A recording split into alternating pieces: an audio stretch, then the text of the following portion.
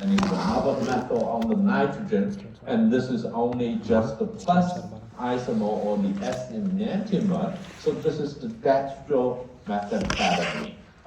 In addition to that structure, you added the benzyl group that helped it reduce the CNS stimulatory effects. So, but since it's still based on methamphetamine, right, so still has actually the drug abuse potential and actually a little bit larger as compared to the one above this. So this is a Schedule 3 control substance. So this added benzyl group, the large bulky group on the nitrogen, right, decreases the CNS excitatory activity. So this drug is mainly used as an appetite suppressant. So the next drug molecule, instead of still one substitution, you have two substituents, right? In this case, two ethyl substituents.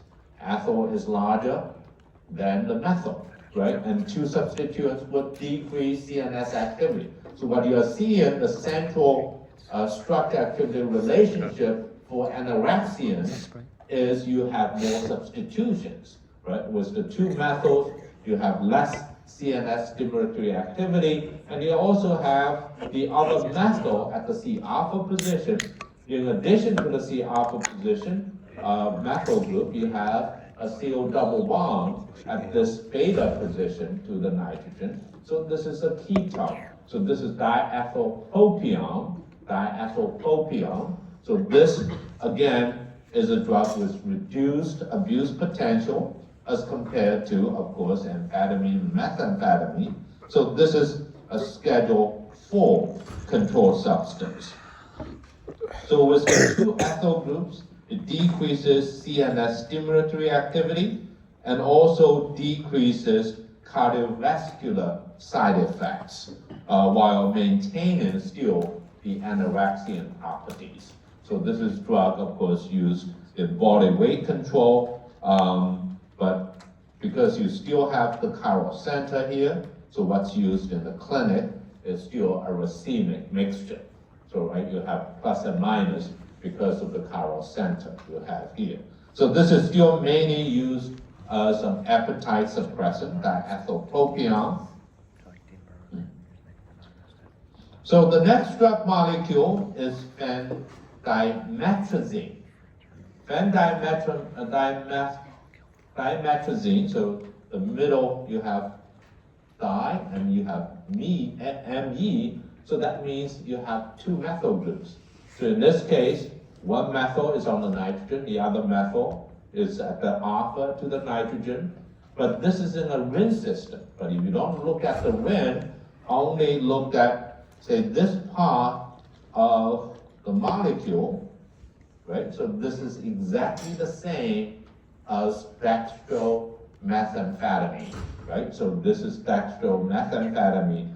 So in this case, you have a nitrogen, you have one methyl on it, and you have also the alpha next to the nitrogen. The carbon has another methyl with the right stereochemistry. But now it's in a ring system, so you actually have a second substituent on the nitrogen, which is tied back to the beta position, right? So this is seen as another methyl, but then it's tied back to this beta position, the carbon next second to the nitrogen over here. So this is used as the appetite suppressant. So this drug molecule, because it has, so the way you can look at this is like it has the core structure of dextromethamphetamine, right? So it's a Schedule 3 control substance. But because it has an additional substitution on the nitrogen, so the substitution, that kind of reduces the abuse potential as compared to dextromethamphetamine. So instead of Schedule 2, this is Schedule 3 control substance. So this drug can be used in combinations say, with exercise and dietary control, right? For short-term, again, management of exogenous obesity, right? So basically weight loss programs, but only for a few weeks because still the potential of abuse. Now this drug is somewhat unique also with the methyl group on the nitrogen. It is known this methyl group can be demethylated. And what has been shown in terms of its activity at the molecular level for norepinephrine and dopamine, say release or reuptake,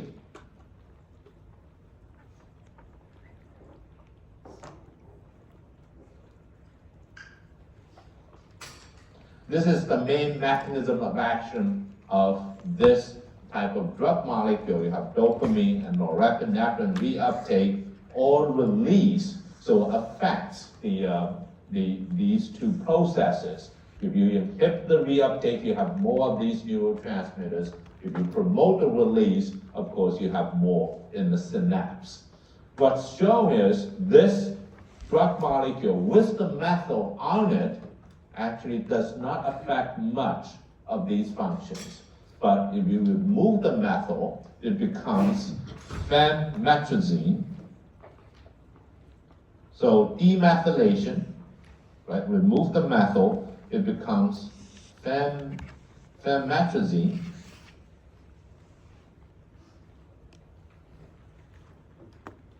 And this is the active species. And phenmetrazine, not the phendimetrazine, right? So you removed one of the methyl, now it only has one methyl next to the nitrogen, it becomes active. So this drug is actually a prodrug. Okay? So the parent drug molecule with the methyl on the nitrogen and actually have not been showing activity at the reuptake and also the release of norepinephrine and dopamine, but after the methyl is removed, it becomes active. The metabolite is phenmetrazine. So the two methyls, right, one of them can be removed to become the active species.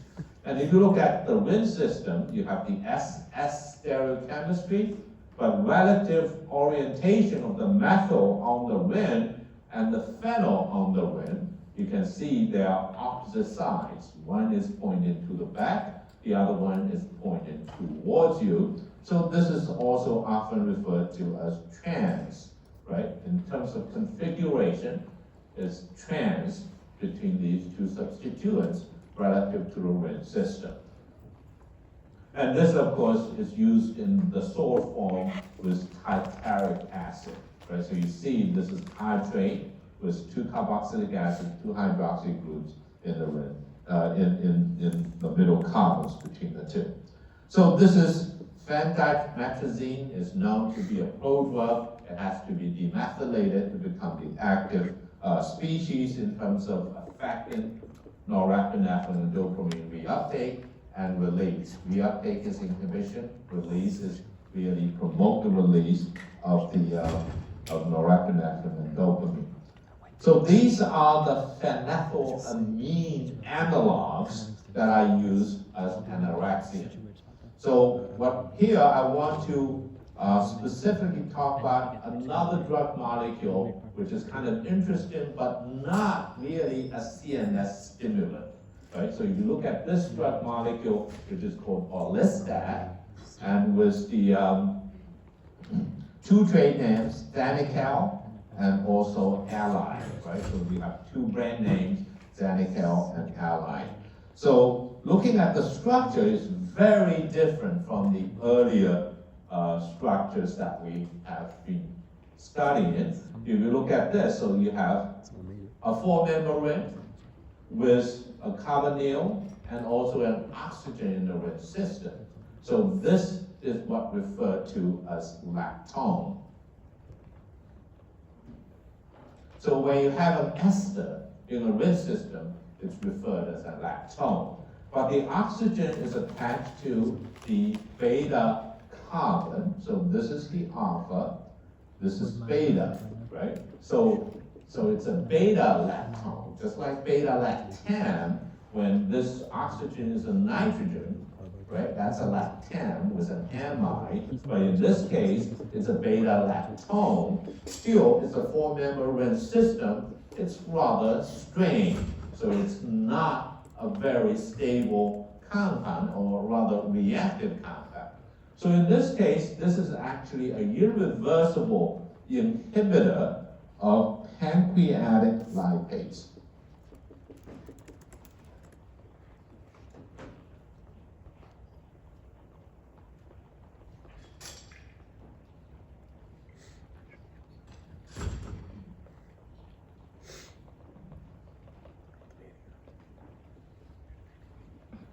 So pancreatic lipase, what does it do, right? So apparently it's going to be secreted by the pancreas that we have and into the intestines, right?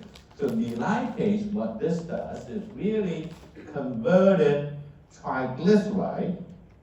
So normally when we ingest food, right, there are fats in the food. Most of the fat in the food is really in the form of triglyceride.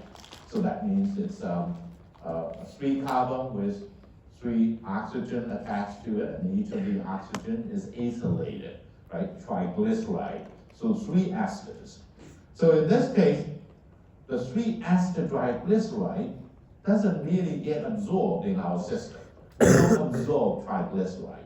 It has to be metabolized, has to be converted to basically have to be converted to fatty acid.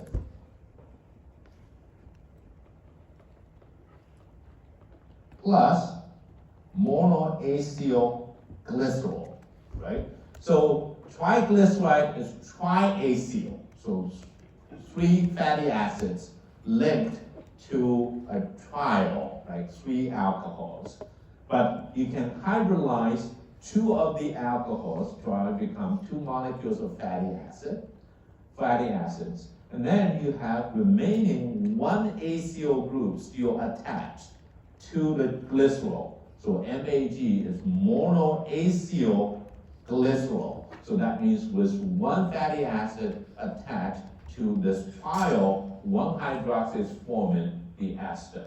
These are the nutrients being absorbed through our GI tract. But if we have this enzyme, it will hydrolyze triglyceride to these 2 metabolites, and that can be absorbed. But if we give patients, right, this called orlistat, what happens is these pancreatic lipase will be irreversibly inhibited because this enzyme in the middle, pancreatic lipase, has a serine hydroxy in the enzyme active site. So this is basically the enzyme. And what happens, this is going to attack this, now open the ring. Now this enzyme, the hydroxy, serine hydroxy group, have another large drug molecule, acyl group attached to it. It will not come off that easily. So that means this is irreversibly inhibited. And then you have fatty acids and cannot be formed from triglyceride. So what happens to triglyceride? Right? It just goes down to feces. So what happens when patients take this drug molecule, they will have oily loose stool. That's a common phenomenon when patients take this orlistat or Xanicat. That's not a side effect, but this is the expected effect because the triglycerides are not going to be absorbed. So less absorption of the fat, and of course, patients will, over time, become thinner, right? So that's one way to control body weight. So because of these fatty stool, patients are advised to follow a low-fat diet, right? So this way they would have be less oily in terms of their feces. But this drug molecule, looking at the rest of the structure, right, you have like a kind of a 6-carbon chain over here on the alpha position, and then the beta position is attached to another formyl group, and it's an amide, and this part of it is called leucine, right, leucine, and then you have a longer chain attached, which is probably mimicking the fatty acid, the fat part of it, right? But this is not the natural product. This is actually base derived from a natural product when this group over here, so you have 1, 2, 3, 4, 5.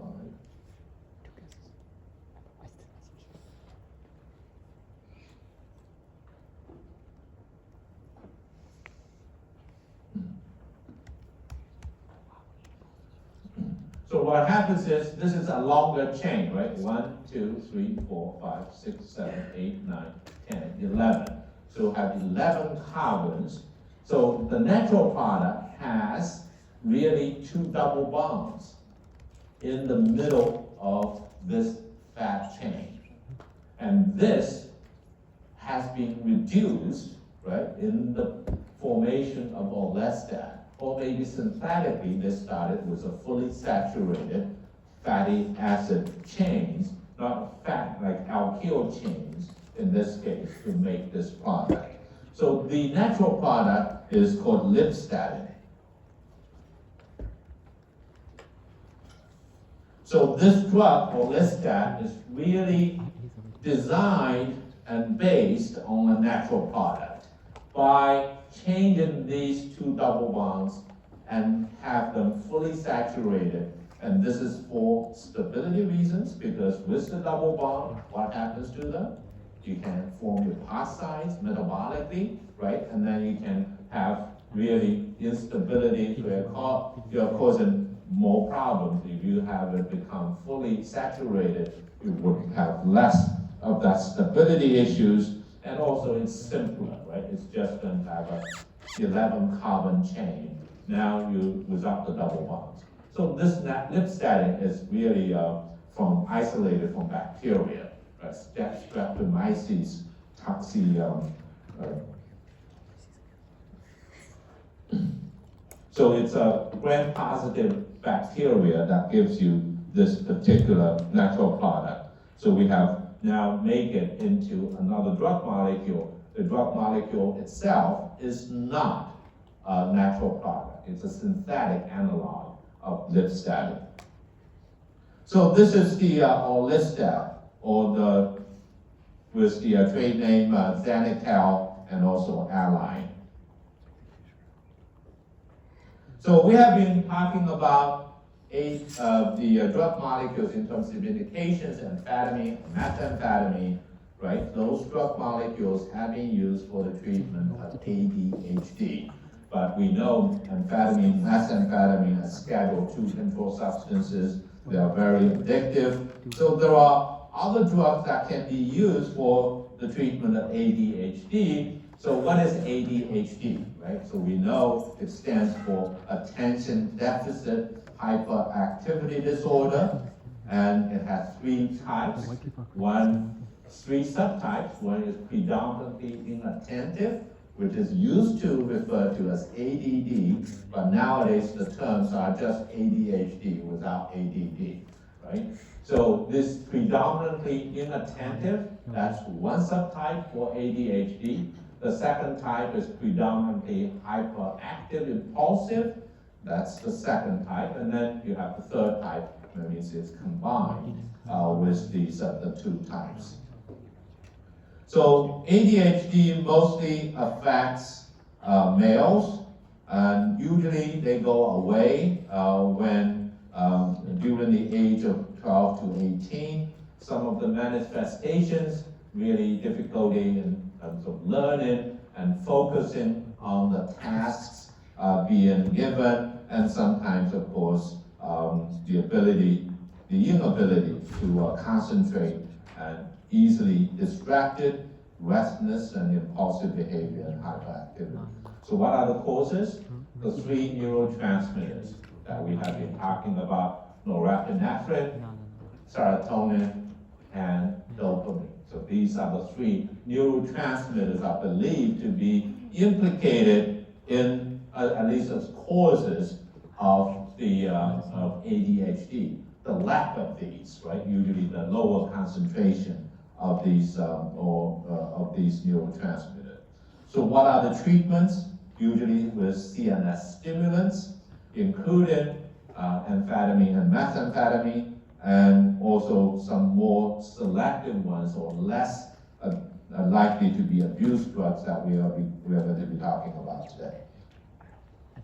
So some of the problems still with some of these drugs, not all of the ADHD drugs are controlled substances. There are a couple you'll see later on they're not, but most of them, or quite a bit of them, are highly addictive still, subject to abuse, so they are controlled substances. Oftentimes they do produce a euphoria and sometimes followed by depression as euphoria wears off. So that's the issue with some of these drug molecules.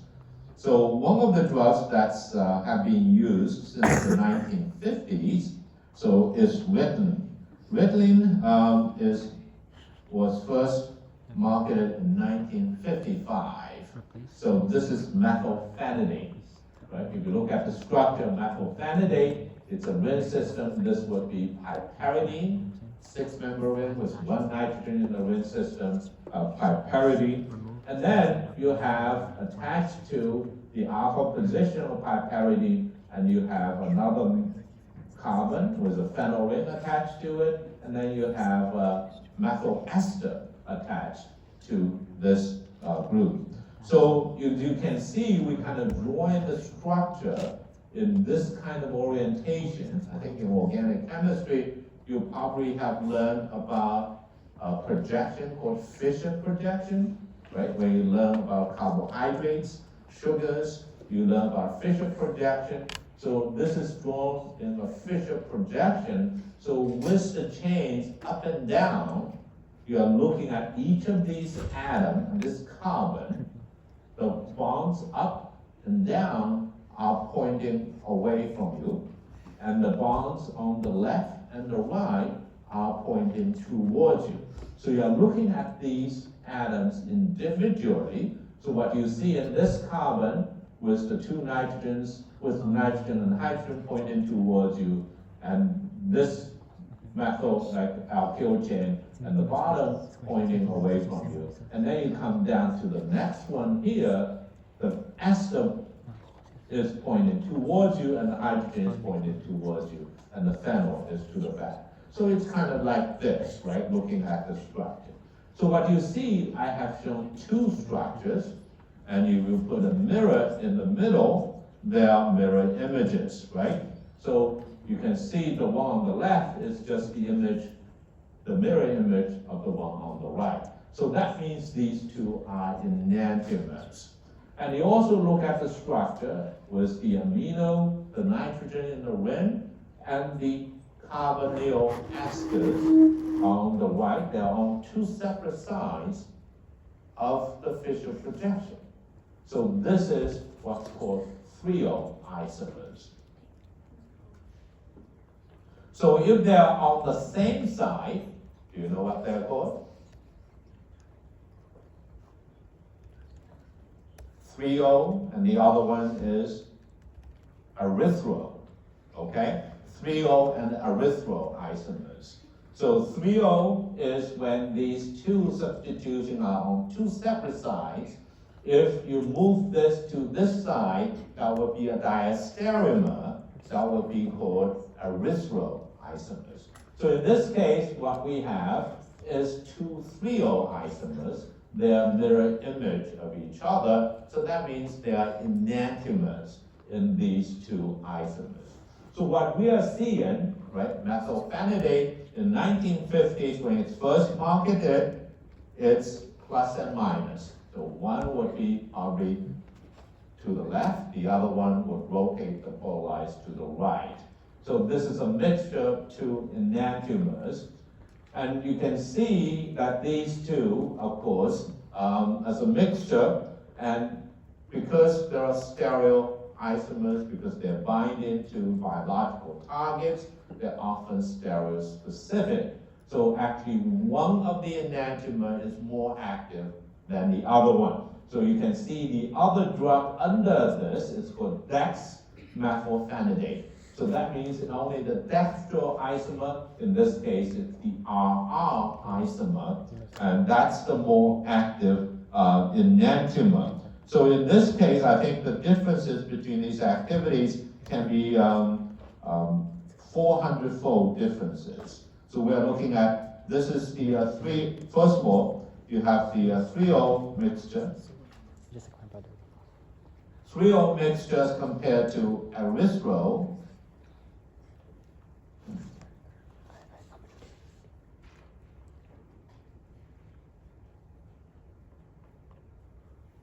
So erythro isomers, you can see like this one, right? They're on different sides. If you move them to this side or you move this to this side, that would be two erythro isomers. Between these two, the difference in activity is 400-fold differences. And then, of course, most of the activity in the 3O isomer, the one that's shown, the dextro isomer, has most of the activity. So the other one is basically probably inactive or much less active. We're talking about probably about 100-fold also in terms of its activity between these two enantiomers. So that's why dextromethylphenidate is the more kind of only one single enantiomer is going to be the more active form, right? So this is what's called Focalin. So in terms of dose, Focalin is only half the dose that as compared to Ritalin, right? Because most of the activity is just in this particular 3O isomer with the RR stereochemistry. So this is only about half of the dose that's used.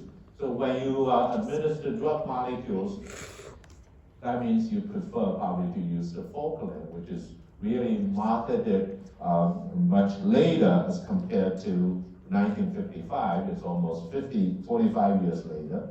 So this is 2001. So it's already over 20 years old now. But still, this is, you save, right, in terms of material, and you don't really include the other inactive species into the patient system. So this, of course, both of these are still being used in a clinic for ADHD, and this is the newer drug, of course, with the Focalin, with the dexmethylphenidate, and the dose is about half. So in terms of also drugs used, there are also the immediate release formulation, which would require twice daily dosing. And then there is also the extended release formulation, and that will be available for once daily dosing for administration. So in terms of the metabolism, you have an ester functional group. So metabolism is the same for, of course, the active species here is also the same, which is really just the 3O dextromethylphenidate. So the ester can be hydrolyzed by esterases, right? Catalyzed by esterases, become the retinoic acid. It's inactive because the carboxylic acid is not going to be easily penetrate across the blood-brain barrier. And then you can have oxidation next to the nitrogen, right, on the carbon, alpha carbon, see alpha carbon to the nitrogen, and then first introduce an OH, and then further oxidize to move to the hydrogen, two hydrogens, and now it becomes CO double bond. And this, of course, is also inactive. Now, with the phenyl ring, you can have aromatic hydroxylation in the para position, introduce the hydroxy group in the para position. Of course, it becomes a little bit more polar, But if the oxidation happens in the central nervous system, or some of these metabolite goes into the central nervous system, it's still an active metabolite. So when you change the nitrogen into an amide, it's inactive. When you have the ester being hydrolyzed to a carboxylic acid, it's inactive as well. So this drug is, of course, main use is for ADHD, right? ADHD, because the mechanism of action is really affecting the reuptake of norepinephrine and dopamine. That's probably the main two of the three neurotransmitters involved.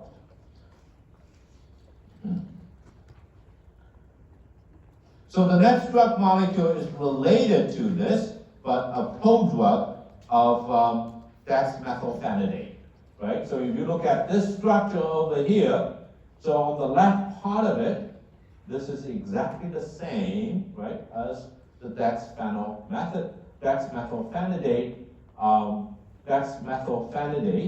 and then on the nitrogen here, and you still have another carbonyl attached to the oxygen, and so this part of it is called carbamate.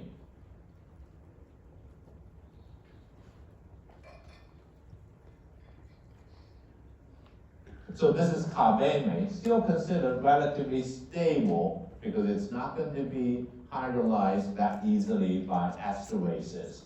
But then it's attached to another methylene bridge to a pyridine type of nitrogen, and then you have at the meta position, it's an acid, forms an amide with serine, right? So this is alpha amino acid serine. So this is called SER, that's from serine. Dexmethylphenidate. In the middle, of course, you have the linker. This is nicotinamide, right? Nicotinamide with forming the amide. So this is really the linker in the middle. So this is actually a prodrug. So the drug molecule would kind of break apart once administered and slowly release, basically breaking the bond over here, more or less chemically, right? Because you see this is a funky ammonium cation. So this drug itself is not going to be absorbed, but slowly breaking down in the GI tract, so, and then releases this dexmethylphenidate. So this is actually part of a drug called Astaris. This is Astaris, right? It's a combination of two. One is the prodrug, so dexmethylphenidate, and the other part of it is just dexmethylphenidate. So it's a combination of the two. So why do you use a combination of the two? So this is for immediate release.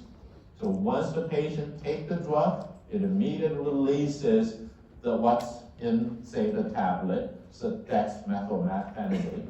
And then the other part of it, which is the majority of the tablet, would be dexmethylphenidate, which then would activate, release continuously more dexmethylphenidate. So the purpose here is for once daily dosing, right? Because dexmethylphenidate itself, if you just use that as a tablet, usually it's just needs twice a day dosing.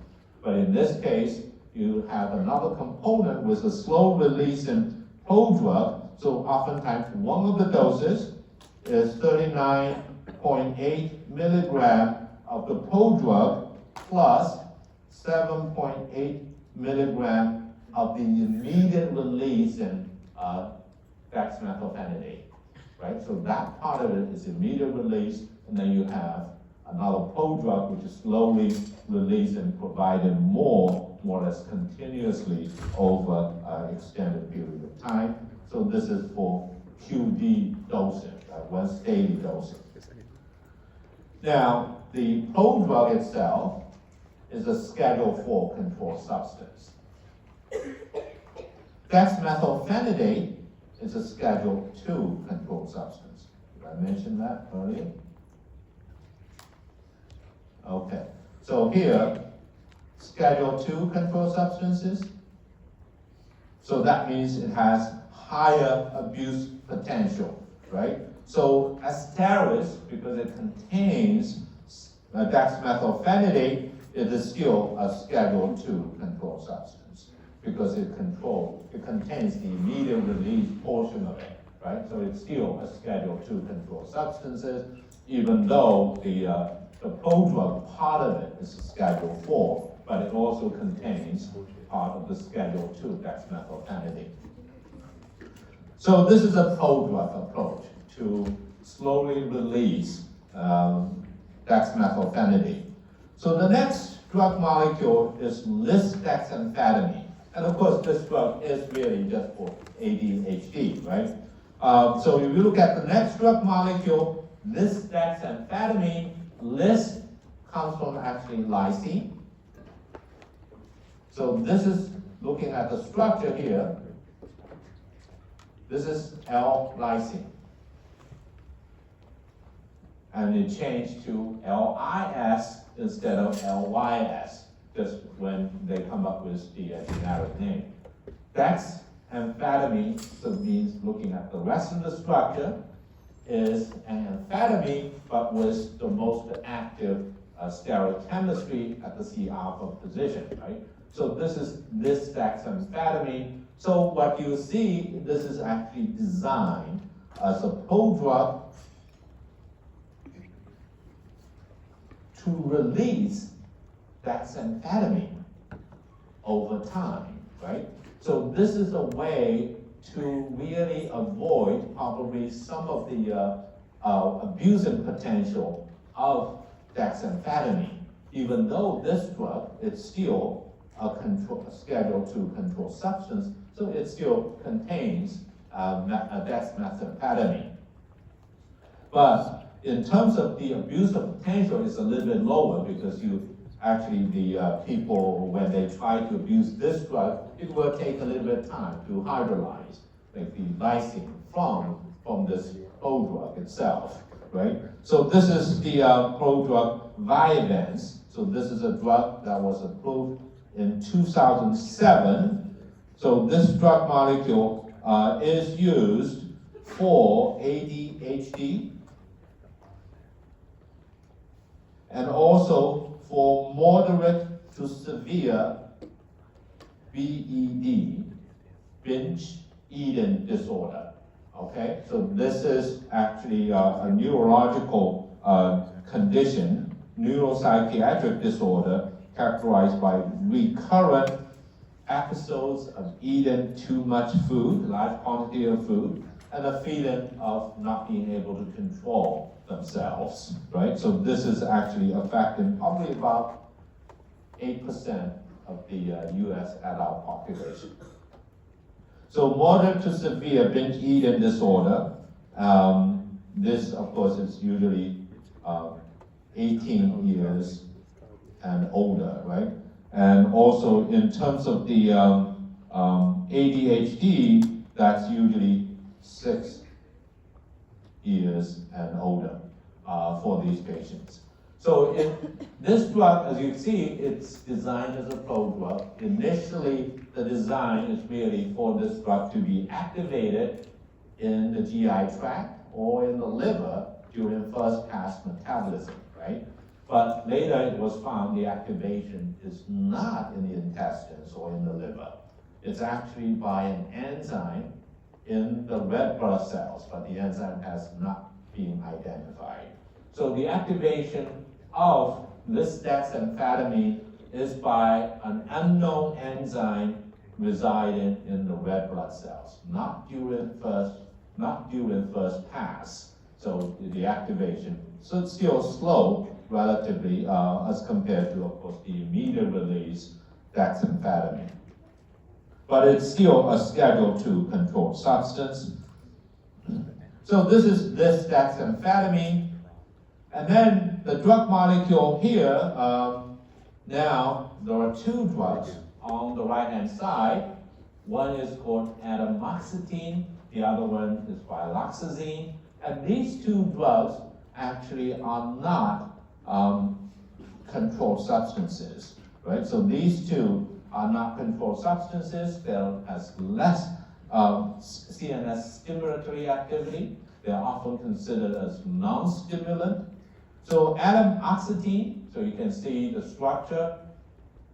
It's not a phenethylamine, right? In the middle between the phenyl ring and the amino group, you have 3 carbons, so it's like phenylpropylamine instead of phenethylamine. So it's a little bit longer chain linking the nitrogen and the phenyl ring. And also at this benzylic carbon position, you have another substituent, which is a phenyl with a metamethyl group on this benzylic carbon. It does have a specific stereochemistry, 3R stereochemistry, the R stereochemistry in this particular position here. So this was a drug approved for ADHD in both children and adults in 2003. So it's in 2003, so still a little over 20 years ago. So this is usually not considered a stimulant, so considered non-stimulant, not a controlled substance. So the activity of this drug molecule is believed to be with a S, small s, and then small s and RI, right? So small s, the S stands for selective.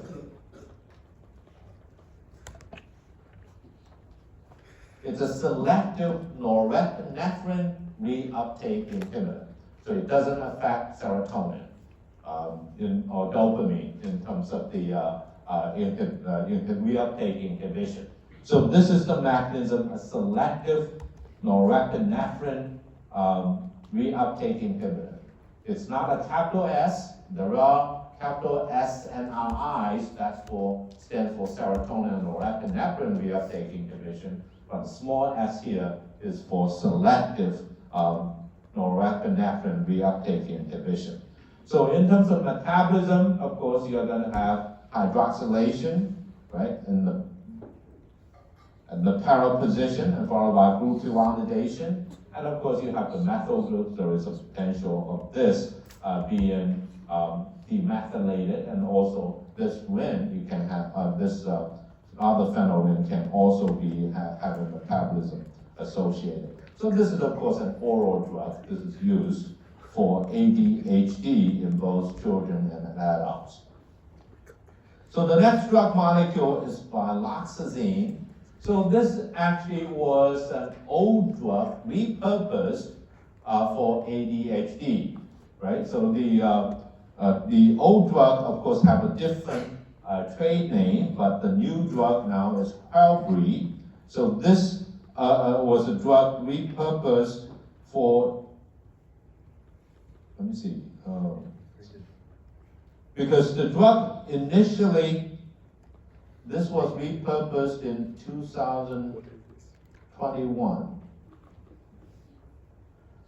okay, for the ADHD, because the drug actually initially, the old brand was withdrawn from the market like 20 years before. It was repurposed in 2021. In 2002, this drug was withdrawn from the market due to commercial reasons. So at the time, it was not really used for this ADHD. At the time, it was actually for cataplexy and narcolepsy, but because of commercially it wasn't really successful at the time, so it was withdrawn. But then in 2021 was reintroduced for ADHD. So the mechanism of action of this drug molecule is also a small s NRI. So it's a selective norepinephrine reuptake inhibitor. It's not considered a stimulant, and it's not a controlled substance. So again, it just give you some appreciation of, say, why we call it selective. So if you're looking at the KD, which is the binding constants, to, let's say, different transporters, for norepinephrine transporter, we are looking at 155 to 630 nanomolar binding constant. So the smaller, the more potent it is, right? So this is for the KD for the norepinephrine transporter. So if it's a serotonin transporter, it's 17 micromolar. So this is for serotonin reuptake transporter. It's greater than 100 micromolar in dopamine transporter, right? Dopamine reuptake transporter. So at least between norepinephrine and serotonin, the binding affinity between the two transporters is 100-fold, right? It's about 100-fold difference in terms of binding affinity, and then at least another 10-fold weaker for the dopamine transporters. So we're looking at least 100-fold difference in terms of binding affinity. So we have these two drug molecules, right, that are used now or repurposed for ADHD. Now, Qelbree is also an extended release formulation, right, with the new drugs when they come into the market. Formulation, like drug delivery approaches, can really slow it down and design a formulation that can just slowly release the drug over time and achieve once daily dosing. So this is a once daily dosing for extended release for the ADHD.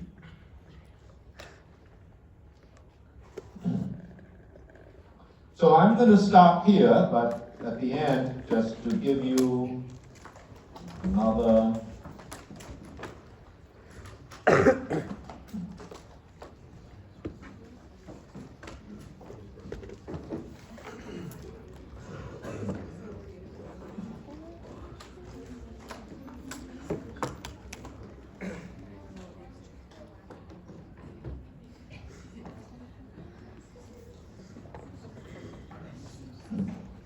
okay?